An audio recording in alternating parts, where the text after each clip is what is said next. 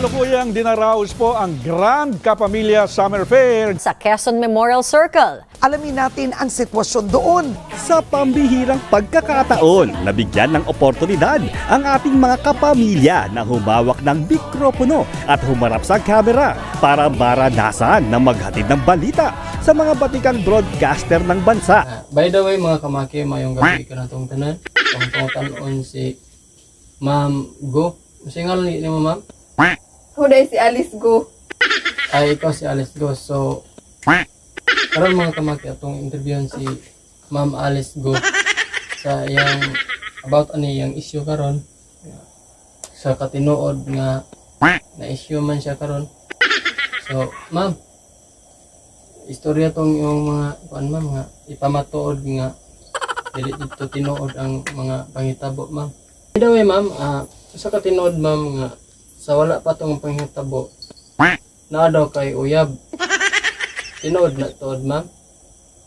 Your Honor, wala na dyan ko kabalo. Kung aha siya.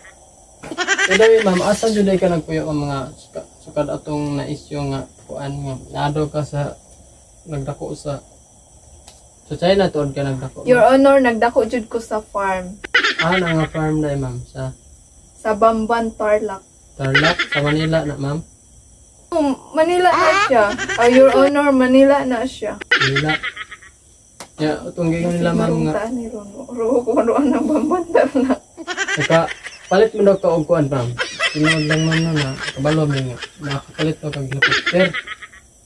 Ya, akong gisubay imong business kay ang kantidad sa helicopter ko 5 million.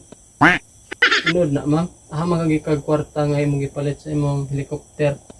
Your Honor, wala na dyan kay labot kung ano kung gikan ang kwarta. Sige mga katawa ayo. Kaya po man ang kwarta. Ayo.